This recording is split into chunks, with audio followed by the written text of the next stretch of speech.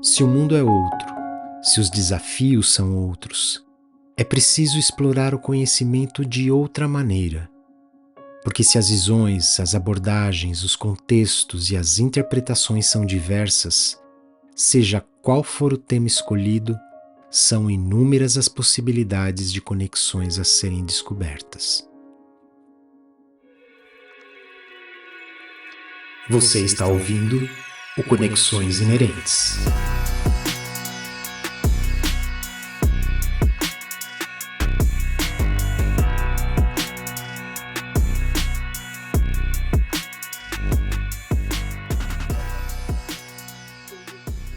Salve pessoal, sejam todas e todos muito bem-vindos a mais um episódio do Conexões Inerentes. Meu nome é Joel Machado e no programa de hoje a gente vai dar sequência à série sobre as diferentes faces do tempo para mergulharmos numa das perguntas mais intrigantes da neurociência: como o cérebro humano percebe a passagem do tempo? Esse é o terceiro programa, pessoal, de uma série de 5 episódios sobre o tempo, onde conversamos sobre esse assunto com profissionais de diversas áreas para entendermos melhor as diferentes dimensões que o tempo exerce em nossas vidas. Então, se vocês ainda não ouviram os 2 episódios anteriores, vale muito a pena conferir para vocês explorarem o tempo sob a perspectiva da física e da cronobiologia, com visões incríveis que os nossos convidados compartilharam e que vocês não podem perder. Muito bem. E para nos ajudar a desvendar esse assunto de hoje, a gente recebe com um enorme prazer aqui no Conexões Inerentes o André Cravo. O André, pessoal, é psicólogo, fez seu doutorado e pós-doutorado na área de neurofisiologia pela USP, foi pesquisador visitante na Universidade de Oxford, na Inglaterra, e atualmente é professor na Universidade Federal do ABC, pesquisando temas como cognição, psicofísica, percepção, atenção e, claro, o tempo. André, seja super bem-vindo. Quero agradecer demais por você ter arrumado um tempo para conversar com a gente aqui e compartilhar um pouco do seu conhecimento e do seu trabalho. E para esse bate-papo, a gente vai contar também com a participação da Débora Hipólide, parceira aqui do Conexões Inerentes, e que vai conduzir comigo essa conversa com o André.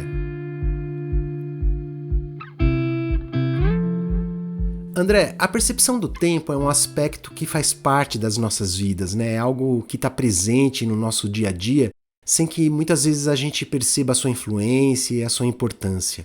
Então, para a gente iniciar esse nosso bate-papo, eu queria começar com uma pergunta que pode parecer um tanto óbvia, mas eu acho que é fundamental para a gente começar a tecer esse assunto.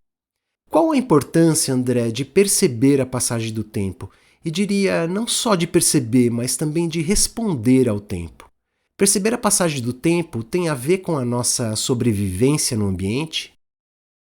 Tem, e aí vai depender um pouco do tempo que a gente está falando também. Mas né, quando você pensa no nosso ambiente, o tempo inteiro a gente está tentando se antecipar a eventos. Né? Então, eu estou interagindo o tempo inteiro com o meu ambiente, e aí você antecipa quando alguma coisa vai acontecer. Quando você está conversando com alguém, se você pega agora primatas e mais especificamente humanos, a fala tem um ritmo próprio. E uma das coisas que a gente faz é sincronizar essa fala. É super comum quando você encontra alguém de outra região do Brasil, que fala num ritmo um pouco diferente, mais rápido, mais devagar, parece que naqueles primeiros instantes você não entende nada que a pessoa está falando. E de repente você passa a entender. É um pouco porque você pega o ritmo da fala da pessoa. Eu tenho uma fala acelerada, por exemplo, então é provável que agora, se alguém já está me ouvindo falar um tempinho, talvez ela já começou a pegar o ritmo da minha fala, ela consegue se antecipar àquilo. No caso de aspectos cognitivos mais avançados, tem a questão da causalidade. Né? Então, um aspecto fundamental da causalidade é que, normalmente, as causas antecedem os efeitos. E de maneira geral, causas e efeitos estão próximos no tempo. Você saber quando alguma coisa aconteceu, o intervalo entre esses eventos, te permite inferir o que está causando o quê. E aí, na nossa interação com o ambiente, causalidade é fundamental. Né? Você saber o que está causando, né? o que suas ações estão causando. O que outras ações estão causando. Então, tem uma série de mecanismos, uma série de habilidades que a gente tem que depende de tempo. A nossa interação com o mundo é dinâmica, né? Então, todo aspecto dinâmico tem um aspecto temporal e a nossa interação com o nosso ambiente é necessariamente dinâmica também. Então, André, essa habilidade de percepção temporal que é tão importante aí para a tomada de decisões no nosso cotidiano, deve envolver uma rede bem complexa, não é, de mecanismos para medir e construir, né, essa percepção do tempo. O que a ciência já tem de conhecimento sobre os mecanismos no nosso cérebro que estão envolvidos aí nesse processo de percepção temporal? Então, quando a gente fala de percepção de tempo, tem uma série de habilidades diferentes que a gente coloca embaixo do mesmo guarda-chuva, né? Então, quando a gente fala de percepção de tempo, a gente vai falar desde a capacidade que a gente tem de perceber se dois sons vieram simultaneamente ou não, qual som veio antes do outro, vai englobar a nossa habilidade de poder estimar a duração entre dois eventos, vai englobar a habilidade que a gente tem de manter ritmo, vai englobar a habilidade que a gente tem de estimar quanto tempo passou no passado, e vai englobar outras habilidades mais longas, né? Variações do nosso sistema fisiológico com base em variações diurnas também. A gente tem motivos para acreditar que cada uma dessas habilidades depende de fatores e mecanismos neurais um pouquinho diferentes. E por que a gente acha isso? Porque a gente sabe que pessoas que têm uma habilidade muito boa desses processos não necessariamente têm em outros. E também parece que depende um pouco da duração dos eventos. Então parece que os mecanismos envolvidos ali no processamento de intervalos muito curtos são diferentes dos mecanismos envolvidos em intervalos muito longos. De maneira geral, né, quando a gente fala de percepção de tempo, pelo menos na área que eu trabalho mais diretamente, a gente está falando desses intervalos ali na casa de centenas de milissegundos a segundos. E por quê? Porque é ali que acontece uma série de mecanismos cognitivos interessantes. Então, linguagem, ações motoras, tomada de decisão, acontece mais ou menos nesses intervalos. Nesses intervalos, tem uma discussão enorme quais são os mecanismos. E aí você tem duas teorias principais. Uma que vai dizer que você tem um mecanismo especializado de percepção de tempo, um mecanismo dedicado, e a ideia seria que você teria algo como um relógio central no cérebro, né? Então, em algum lugar do cérebro, você tem ali um relógio, e aí toda a habilidade temporal que a gente tem usa esse relógio. Outras teorias vão dizer que, na verdade, boa parte das nossas redes neurais dariam conta de fazer algum processamento temporal, né? Então, nesse caso, você não teria um centro específico para processamento temporal, mas essa seria uma habilidade que está presente em várias regiões do nosso cérebro. Hoje em dia, eu diria que essa ideia distribuída, essa ideia, né, de tempo poder ser processado em várias regiões, tem um pouco mais de força, mas tem regiões que parecem que estão envolvidas na maioria das tarefas temporais, né? Então, que regiões são essas? Normalmente, regiões corticais motoras, então regiões que normalmente estão envolvidas em planejamento motor, gânglios da base, cerebelo, né? Então também não são regiões corticais, mas são regiões que também normalmente a gente liga com processamento motor. Então, se existe um relógio central, algumas pessoas iriam propor que está ali. Mesmo quem defende que não existe, entende que são regiões que normalmente estão ativas ou estão relacionadas nessas tarefas que a gente normalmente pensa de processamento temporal. Então, André, se muitas das tarefas temporais estão ligadas aí a essas regiões cerebrais mais voltadas ao processamento motor, como você disse, isso quer dizer que a percepção temporal tem alguma relação com a nossa percepção do espaço também? Tem, e tem uma coisa interessante que acho que tem a ver que também é um paralelo interessante com o espaço, né? Se você fala, bom, como é que espaço é processado no cérebro? Depende. Depende que tipo de espaço, localização em relação ao nosso corpo, profundidade, mesmo que a gente fale de profundidade, né? É um estímulo que está perto de nós, longe de nós. Então, espaço, a gente tem um monte de mecanismos diferentes, e o mecanismo que a gente vai usar, o algoritmo que a gente vai usar, depende muito da tarefa a ser executada. Para tempo, a ideia é um pouco parecida. Então, a gente não tem um mecanismo único, a gente tem uma série de habilidades diferentes, e aí, qual a gente vai usar, qual mecanismo a gente vai usar, vai depender um pouco da habilidade a ser executada. Então, a gente não tem, tudo indica, um centro onde toda a informação temporal é processada, né? Então, tanto que não existe até hoje, conhecido, uma lesão ou um paciente que perde toda e qualquer habilidade temporal, né? Você tem pacientes que perdem algumas habilidades temporais e outras se mantêm preservadas. Isso seria uma possível indicação que não existe um relógio central, né? Senão você poderia imaginar que hoje em dia a gente já teria achado algum paciente que simplesmente não tem percepção de tempo. Isso até hoje não foi encontrado ou reportado. Isso que você explicou é muito interessante, porque no episódio anterior a gente conversou com o Fernando Lousada sobre ritmos biológicos, e no caso dos ritmos biológicos, André, existe sim um relógio central localizado no hipotálamo que é responsável por coordenar os ritmos no organismo. E em relação à percepção temporal, você disse que provavelmente não existe uma região específica e dedicada como um relógio, mas se existisse um relógio central, seria um outro relógio diferente do relógio no hipotálamo que gera os ritmos biológicos? Seria. E a gente tem alguns motivos para acreditar que são diferentes, né? Um deles é que esse relógio no hipotálamo ele tem um período muito mais longo, e outro é que a gente sabe que situações que podem bagunçar esse relógio central hipotalâmico não necessariamente bagunçam essas outras atividades. Esses experimentos clássicos onde as pessoas ficavam lá isoladas em cavernas, em bunkers, a pessoa perdia rapidamente a habilidade de saber quantos dias haviam passado, né? Então, de maneira geral, elas subestimam quanto tempo elas ficaram isoladas. Mas se você pedir para essas mesmas pessoas estimar um intervalo de alguns segundos, até algumas dezenas de segundos, as habilidades são mantidas, né? Então, por um lado, parece que você tem ali uma habilidade de intervalos temporais mais longos, né, diários completamente bagunçado, mas algumas habilidades temporais de intervalos mais curtos, como esses que eu estudo, parece que não são afetadas nesses casos. Então, esse é o tipo de evidência que a gente tem que devem ser mecanismos separados, né, que você pode ter problemas em um deles e o outro se mantém perfeitamente. Agora, uma coisa que você comentou que eu acho interessante, né, puxando um pouco para a cronobiologia, a gente começou a falar sobre a gente tem um relógio, né, assim, qual seria a base molecular de um relógio, e eu queria comentar que um relógio é um artefato extremamente complexo, que do ponto de vista biológico é muito, muito difícil implementar. Então, mesmo no caso da cronobiologia, a gente tem um relógio que precisa ser constantemente realinhado.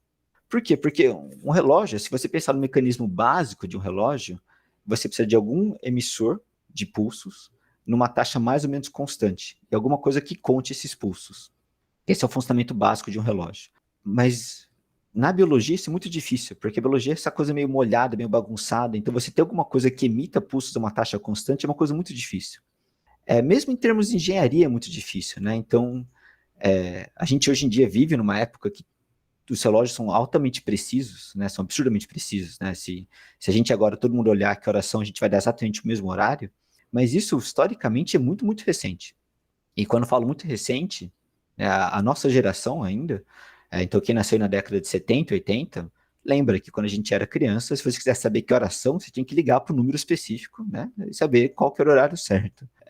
Se você pegar uma geração anterior à nossa, nossos avós, né? Então quem nasceu ali na década de 30, o único jeito que eles tinham como saber que oração era pelos relógios da cidade, né? Então tinha ou a igreja ou fábricas. Você ter um relógio preciso em casa era algo extremamente complicado, extremamente caro. Então, hoje em dia a gente olha e fala, nossa, mas por que o cérebro não resolveu esse problema? Porque fazer um relógio é uma coisa extremamente difícil. Tanto que a invenção disso é muito recente mesmo. E acho que a gente está meio mal acostumado, né? Que agora a gente tem essa precisão absurda, mas isso é algo que, do ponto de vista cultural, é uma invenção de poucas décadas mesmo. André, uma curiosidade, a regulação, existe já descrito uma regulação molecular para essa percepção de tempo, da mesma forma como a gente já sabe, né, em relação aos ritmos biológicos? Não existe. Então, o que se tem são propostas de como essas habilidades temporais poderiam ser implementadas em diferentes redes neurais. Então, eu acho que não tem nenhuma proposta mais molecular. O que você tem, né, uma das ideias, né, de quem propõe essas coisas mais intrínsecas de percepção temporal é que qualquer sistema que, uma vez ativo, que siga uma série de estados que não se repetem, podem ser usados como um relógio. Então parece uma coisa complicada, mas na prática a gente usa coisas assim para marcar tempo constantemente. Então um exemplo, muitas vezes quando eu ia dar uma palestra, eu tinha um aluno que desde que ele entrou no laboratório, ele foi um dos alunos mais antigos do laboratório, entrou em 2013, ele nunca tinha cortado o cabelo. Então você conseguia pegar uma sequência de fotos e você conseguia colocar certinho na ordem, olhando o cabelo desse aluno. Por quê? Porque era uma sequência de estados que não se repetia. Então, você conseguia dizer, bom, essa foto com certeza é antes dessa, com certeza é antes daquela, e você consegue colocar todas as fotos em ordem. Quando você olha o cabelo de outros alunos, e o meu cabelo tem hora que está longo, tem hora que está comprido, então isso já não funciona tão bem quanto um relógio. Recentemente o aluno cortou o cabelo, então o exemplo não funciona mais. Mas a gente usa esse tipo de coisa, né? Quando você vê alguém envelhecendo, quando você tem filhos, isso é muito forte, né? Você usa muito, você vê seu filho crescendo e mudando, você usa isso para marcar o tempo. Então, a ideia é que qualquer sistema que tenha essa característica, né? Qualquer sistema que, uma vez ativo, siga uma série de estados que não se repete, pode ser usado como um relógio. Isso é algo que no cérebro acontece constantemente, né? Então, redes neurais, quando você tem um grupo grande de neurônios, tem essa propriedade, né? Quando você ativa uma rede neural, ela vai ativar, a cada instante ela está num estado um pouco diferente, e esses estados, se você tiver uma rede grande o suficiente, não vai se repetir. E a ideia, então, é que você pode usar justamente essa sequência de estados para poder inferir intervalos temporais. Então, André, fazendo uma analogia, essas diferentes redes neurais gerariam impulsos como se fossem ondas, vamos dizer assim, de diferentes intensidades, e de acordo com a intensidade dessas ondas, o nosso cérebro então conseguiria medir, estimar a passagem do tempo? Seria mais ou menos algo como isso? Isso, perfeito. Então, muitas vezes, o exemplo que é utilizado é uma onda mesmo, né? Então, se eu te mostro uma foto de um lago onde eu joguei duas pedras em intervalos diferentes, né? Pela onda que as duas pedras fazem, você consegue dizer qual pedra foi jogada antes, né? Porque a pedra que foi jogada antes já formou mais ondas. Se você conhecer alguns detalhes do lago, se você conhecer o tamanho da pedra, alguns detalhes da água do lago, você consegue, inclusive, inferir qual que é o intervalo entre os dois. Então, fatores como, por exemplo, sentimento, emoção, atenção, seriam como se fosse a pedra? A pedra, muitas vezes, seria mais considerado como o estímulo em si, né? Então, a hora que você escuta um som, por exemplo, isso vai gerar uma atividade no seu córtex auditivo, e esse padrão de atividade daria de graça para a gente a duração do estímulo também. Esses fatores que você comentou, então sentimento, emoção, atenção, podem ser coisas que podem, de alguma maneira, modular a atividade antes do estímulo ser apresentado, né? Então, no caso do lago, você pode pensar alguma coisa que torna o lago, muda um pouco a viscosidade da água. Então, uma mesma pedra agora vai produzir mais ou menos ondas, né? Então, você pode imaginar que seria um jeito de pensar em como mecanismos top-down, né? Então, como mecanismos cognitivos poderiam afetar a percepção de tempo. Então, eles poderiam afetar como aquela pedra vai gerar aquele padrão de ativação. Isso poderia mudar, então, o nosso julgamento de quanto tempo passou entre um evento ou outro. Esse exemplo da pedra no lago é muito bom, dá para a gente ter uma boa ideia aí de como isso está se processando lá no cérebro, bem bacana. Agora, André, fazendo novamente uma comparação com os ritmos biológicos, na cronobiologia, o estímulo visual através da luz tem um papel bem importante para sincronizar os ritmos. No caso da percepção temporal, a visão é um estímulo importante?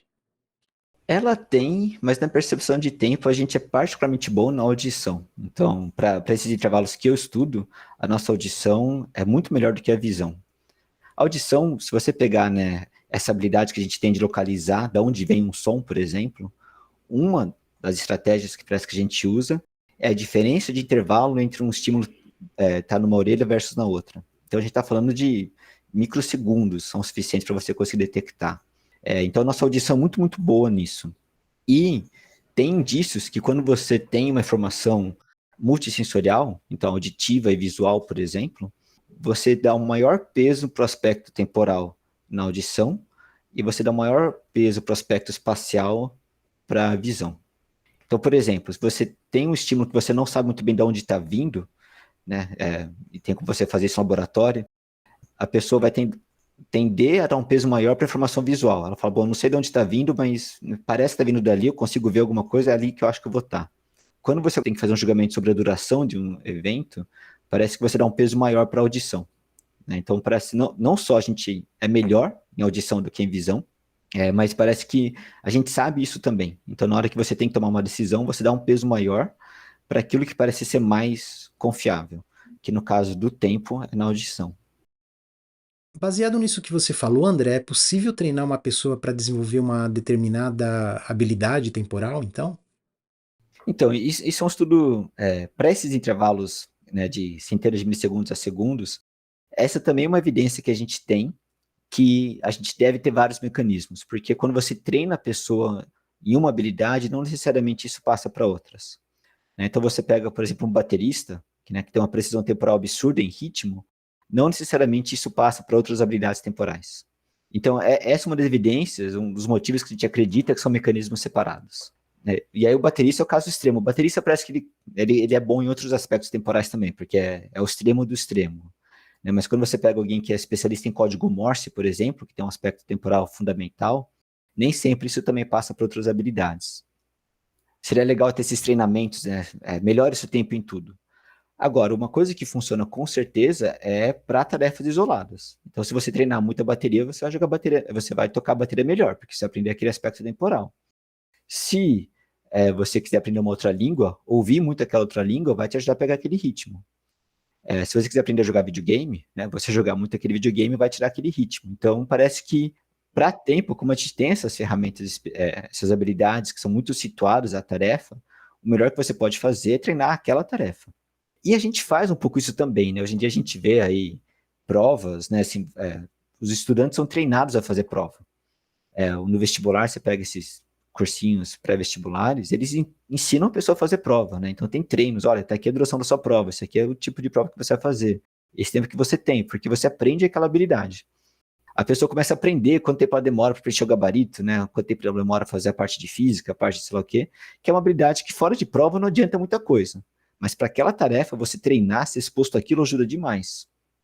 Né? Por isso que muitos desses cursinhos têm um simulado quase toda semana, que é para você agora aprender o ritmo de prova, né? Você aprender o ritmo de diferentes tarefas. E muito do que a gente chama de aprendizado de uma tarefa envolve você aprender o tempo para aquela tarefa. Né? Você aprender o tempo de fazer um experimento, você aprender o tempo de ler um livro, você aprender o tempo de cozinhar. Né? Muito você está aprendendo a dinâmica temporal daquela tarefa que você está executando.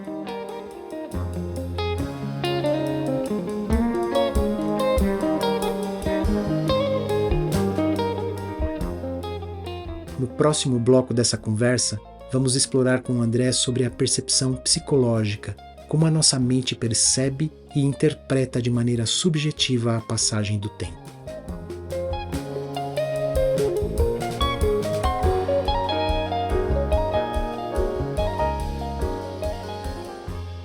Eu queria entrar agora, André, numa outra parte dessa questão da percepção temporal, que é a noção subjetiva, a noção que envolve como a gente percebe psicologicamente a passagem do tempo. É muito comum a gente ter a sensação de perceber o tempo voando, se arrastando ou congelando.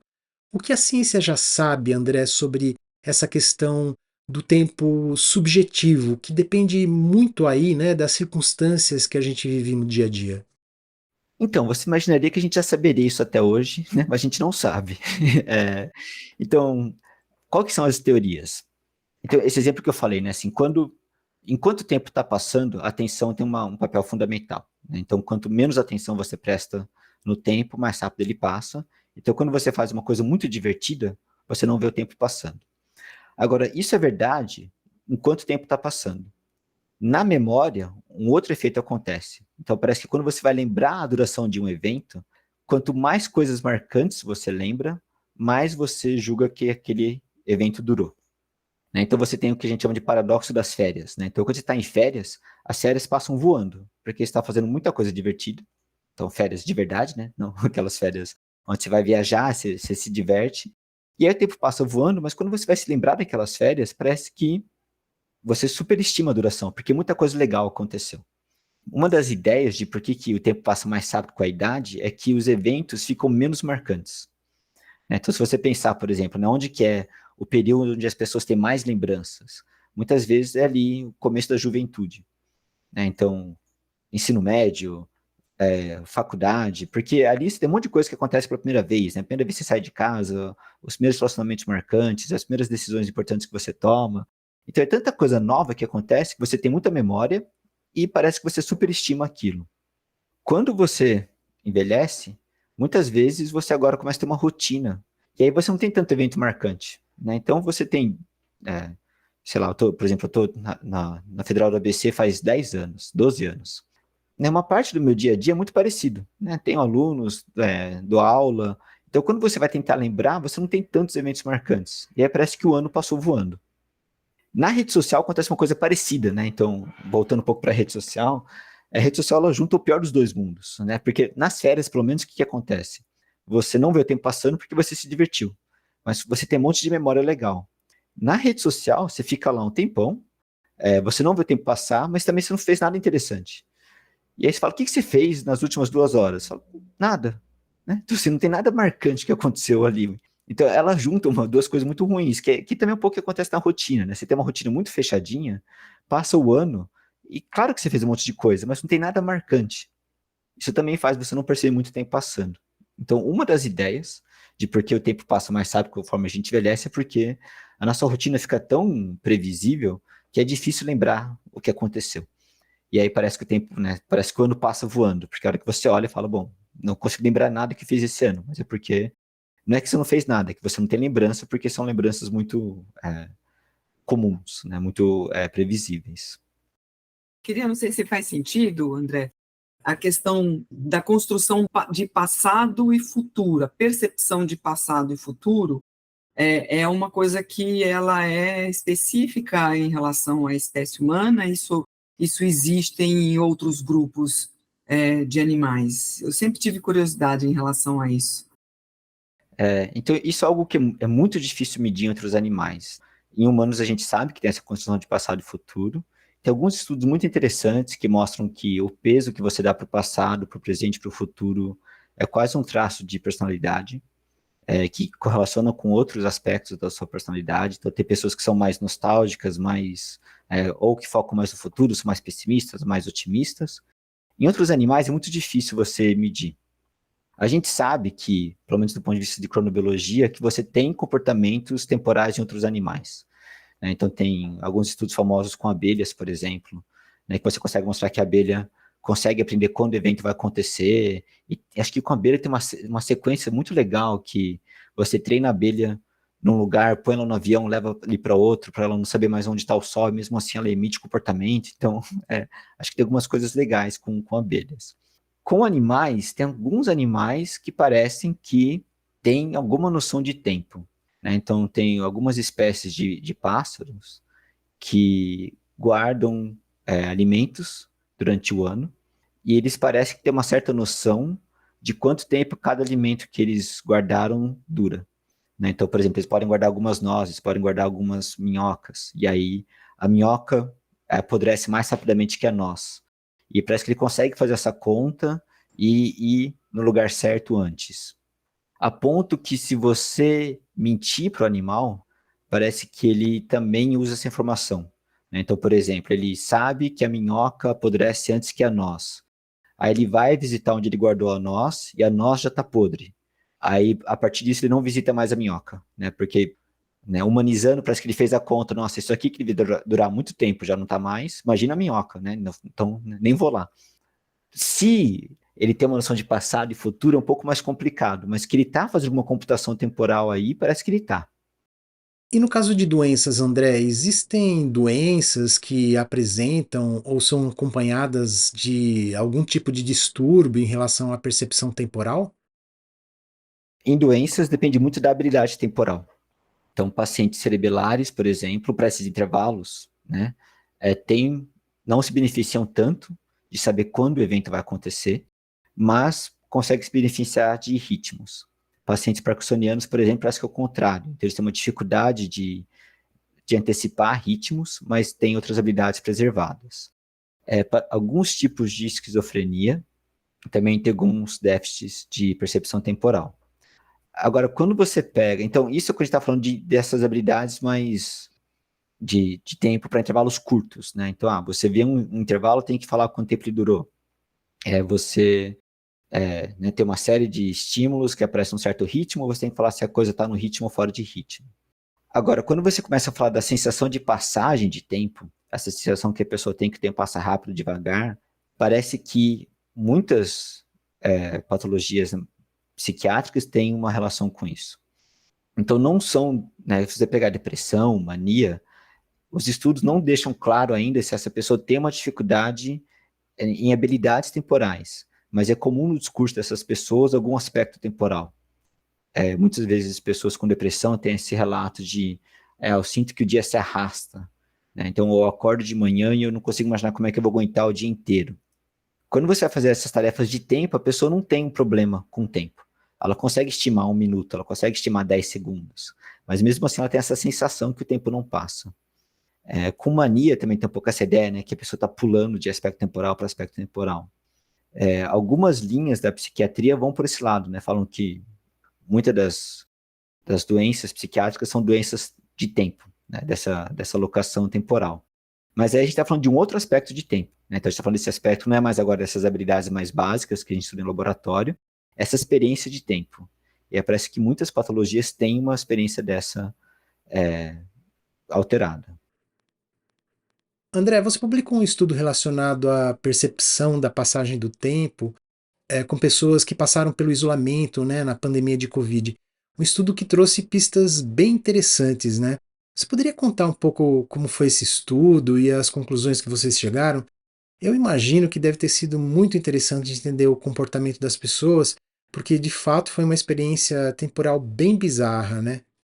Então, assim, durante a pandemia, logo no começo da pandemia, já começaram a ter esses relatos caricatos e formais, né, de o tempo não passa, não sei mais que dia da semana é, né, então, assim, parece que todo dia era igual, e é uma série de grupos começaram a estudar isso com estratégias um pouco diferentes, mas complementares, né, então teve um grupo, acho que um dos primeiros estudos foi feito na Inglaterra, que já começou a falar que tinha gente falando que o tempo estava passando rápido, tinha gente falando que o tempo estava passando devagar, e ninguém achava que o tempo estava passando normal, mas você tinha essa coisa meio bimodal. E aqui no Brasil a gente fez um estudo, e a gente fez um estudo onde a gente perguntou para as pessoas, logo no começo da pandemia, como elas estavam sentindo o tempo em relação ao período pré-pandemia. A cada semana a gente convidava as mesmas pessoas a participarem novamente do estudo e falarem para a gente como o tempo estava passando. E a gente pedia para elas estimar um intervalo curto de 3 segundos, né, para a gente saber se ela estava conseguindo fazer. Eram 3 intervalos, na verdade, acho que era 1, 3 e 12 segundos, se não me engano. A gente fazia uma série de perguntas para ela, né, como é que foi sua semana, o quão sozinho você está se sentindo, o quão triste, quais emoções você está sentindo mais ou menos essa semana, e a gente fazia escalas de tempo. E o que a gente encontrou é que muita gente sentia que o tempo estava passando mais devagar na pandemia, então o relato era que o tempo estava se expandindo, e os fatores que mais previam isso era quão bem a pessoa estava se sentindo e quão sozinha a pessoa estava se sentindo, né? Então, quanto mais sozinha a pessoa se sentia e quanto... Eu estou falando menos bem, não é bem pior, porque é a falta de emoções positivas, né? Então, não é a presença de emoções negativas, é a falta de emoções positivas também previa isso. E aí a nossa interpretação foi um pouco no sentido as pessoas que estavam se sentindo pior, as pessoas que estavam se sentindo mais sozinhas, eram as pessoas que também tinham uma vontade maior da pandemia acabar logo. Se você tem algo que você quer que acabe logo e que é imprevisível, quanto tempo vai durar, o tempo passa mais devagar. É o exemplo de você esperar no ponto de ônibus elevado a 1 milhão. Né? Então, você está lá numa situação ruim, que você quer que acabe, e aí o tempo não passa mesmo. E aí isso veio, então a gente encontrou isso nos nossos resultados. Outros grupos acharam resultados muito parecidos, muito interessantes. Então teve um trabalho que fez um estudo em vários países, e era legal porque você conseguia medir de maneira objetiva o nível de isolamento em diferentes países. Então tinham países onde o isolamento era maior ou menor do ponto de vista objetivo. Mas mesmo assim, o que previa o tempo passar mais devagar era a sensação subjetiva de isolamento. Então não é o quão estrito era o isolamento no seu país, era o quão sozinho você estava se sentindo. E aí, o quão sozinho você se sente muda muito de pessoa para pessoa. Né? Teve pessoas que se adaptaram até que bem à pandemia. E teve pessoas que sofreram demais com a pandemia. Então, né, isso mostra primeiro que, né, bom, a conclusão mais assim, né, tipo, então, percepção de solidão e tempo estavam relacionados. Mostra um pouco essa diferença de pessoas que se adaptaram melhor ou pior à pandemia. Mas tem uma coisa que eu achava muito interessante, que é um pouco algo que a gente continua estudando no laboratório, que é quando você perguntava para alguém, né? Tipo, olha, e aí, como é que você tá essa semana? E a pessoa fala, essa semana parece que não tá passando. Essa pessoa tá te falando muito mais informação do que você tá imaginando. E muitas vezes é uma pessoa que não vai te falar, como é que você tá? Ela não vai te falar, nossa, eu tô me sentindo sozinho. Nossa, eu tô triste. Nossa, eu não tô bem. Mas ela te fala, a semana não tá passando, né? Eu não aguento mais, essa semana tá se arrastando. Então, de um jeito ou de outro, ela tá te falando muita coisa. E eu acho que isso é uma coisa interessante do tempo, né? Porque pode ser ou que a pessoa não percebeu o quanto ela tá te falando, ou pode ser que é a primeira coisa que você sente, né? Então, talvez você não percebeu ainda que você tá triste, mas você percebeu que o tempo tá passando mais devagar. Então, essa relação, né, de tempo e saúde mental e depressão é algo que a gente está investigando de maneira mais detalhada desde a pandemia, um pouco por causa disso. Né? Porque talvez seja um jeito diferente da pessoa poder falar o que ela está sentindo, e talvez seja até um jeito diferente dela saber o que ela está sentindo. Né? Então, talvez ela tenha mais acesso a essa sensação, o tempo não passa, do que essa sensação de tô triste, tô feliz. Vai ser um instrumento para psicólogo, terapeutas utilizar, né, para poder tentar trazer, né, enfim, o que a pessoa está sentindo, uma vez que ela não consiga expressar usando palavras como estou triste ou estou deprimido ou alguma coisa parecida, né? Essa percepção do tempo pode ser que seja um instrumento, né, útil. Então a gente acha que isso pode ser um instrumento interessante. E então isso é uma das coisas que a gente está investigando, né? Se isso pode ajudar. E se coisas que a gente sabe que podem melhorar a percepção de tempo também pode ter um efeito nesses sintomas, né? Então, né, algo ser previsível ou algo dificulta muito. Então, a gente é até difícil lembrar dessa sensação do começo da pandemia, né? Quando tudo era muito incerto, porque a pandemia durou tanto tempo, mas acho que a partir de um ano e meio ali dentro da pandemia, a gente já tinha uma outra visão, né? Então a gente conhecia um pouco mais o vírus, tinha as vacinas que estavam começando, então parece que estava um pouco melhor. A gente é até difícil lembrar o que era maio de 2020, né? Quando ninguém sabia nada, né? E aí o desespero maior, né? Então assim, essa coisa de a gente não sabe quanto tempo vai durar, a gente não sabe o que vai acontecer, isso é muito assustador mesmo. Então pensar em maneiras de tentar minimizar isso parece que pode ter um efeito calmante nas pessoas. Agora, né, isso é uma coisa muito, muito incipiente, né? Como fazer isso, a melhor maneira de fazer isso, e se isso de fato funcionaria, ainda acho que são perguntas em aberto. Sem dúvidas é um assunto muito interessante, André, e já estou curioso para saber o que vem por aí de novidade nos estudos que o seu grupo está se debruçando. Bom, meu caro, o nosso tempo está finalizando e eu queria já aproveitar para agradecer demais a sua participação aqui. Foi muito bacana conhecer mais sobre esse tema e sobre essa face do tempo tão importante, né, nas nossas vidas. Mas antes da gente fechar essa conversa, eu vou te pedir ainda mais um favorzinho aí. Eu queria que você, se você puder compartilhar, né, com quem está ouvindo, algumas dicas de livros, filmes, séries, ou outro tipo de obra artística que aborde esse assunto, que é para o pessoal aí poder continuar explorando esse tema se quiser. Eu tinha feito uma lista de filmes e livros que eu gostava, que discutiam um pouco o assunto. Eu preciso ver se eu recupero alguns deles, mas tem alguns filmes que eu gosto muito que são filmes que brincam com o tempo, tentam fazer tomadas contínuas longuíssimas. E tentam brincar um pouco com isso. Né? Então tem Festim Diabólico, do Hitchcock, um dos mais famosos, que é um filme onde ele é quase inteiro uma tomada contínua. E o interessante dele é que o tempo que passa no filme é mais longo do que o tempo que o filme dura, né? Então é uma tomada contínua, que acho que o filme tem 1 hora, mas os eventos duram 2, 3 horas. E aí tem todas as estratégias que ele faz para fazer isso. E é muito legal. Então, o Damasio tem um artigo famoso na Scientific American que ele discute as estratégias. Então, que nem é um jantar e as pessoas comem muito rápido. Mas na sua cabeça fica, foi um jantar, né? Um jantar tem uma certa duração. Então, se as pessoas jantaram, significa que, sei lá, elas chegaram 8 horas da noite, jantaram e saíram às 10 da noite. Então ele acaba brincando um pouco com isso. Acho que tem o Boyhood, que é um filme interessante, porque é um filme que foi filmado, acho que durante mais do que uma década. Então é um filme onde a cada ano eles gravavam uma parte do filme e acompanha o crescimento do ator principal. E aí você consegue fazer todas as crises do crescimento, né? Você consegue acompanhar os atores envelhecendo, não só o ator principal é mais forte, porque é uma criança que vira um adulto no fim. mas você consegue acompanhar o envelhecimento do pai, da mãe, então é um filme que brinca bastante com isso. Livro tem alguns também, mas tem o Matadouro 5, que é um livro, é uma ficção científica, e tem um dos personagens é meio solto no tempo, então ele meio vai para frente, vai para trás no livro, é bem interessante. E Dança é uma que é um pouco mais difícil, porque, né, você teria que dar sorte de conseguir ver o espetáculo, mas é uma ideia interessante, que é um espetáculo da Pina Bausch, com Toff. Eu sou muito ruim em falar esse nome, mas eu posso mandar depois. Mas é legal porque é um espetáculo que foi feito pela primeira vez com dançarinos, depois ela pegou o mesmo espetáculo e pegou um grupo de pessoas mais velhas para dançar o mesmo espetáculo, e depois com adolescentes. Eu não lembro a ordem que ela fez, se foi dançarino, adolescente, idoso, ou dançarino, pessoas mais velhas e adolescentes. Mas é legal porque é o mesmo espetáculo sendo dançado por pessoas diferentes. E também acaba brincando um pouco com isso.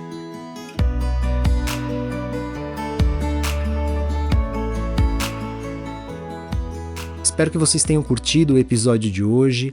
Lembrando aí que todas as dicas que o André acabou de mencionar vocês podem encontrar lá na descrição desse episódio e no nosso Instagram. E se você gostou do que ouviu, compartilhe e indique aos seus amigos. E se puder, deixe uma avaliação no seu tocador de podcast e nas nossas redes sociais. Isso ajuda muito a gente a alcançar mais pessoas para se beneficiarem desse conteúdo. Além disso, saber a sua opinião é fundamental para nos ajudar a melhorar e trazer conteúdos ainda mais interessantes. E fiquem ligados no nosso próximo programa da série sobre o tempo. A gente vai conversar com um historiador para entender como o tempo influenciou eventos históricos e o desenvolvimento do pensamento humano. Imperdível! Então é isso, pessoal. Super obrigado por acompanhar o Conexões Inerentes e nos encontramos logo mais. Até lá!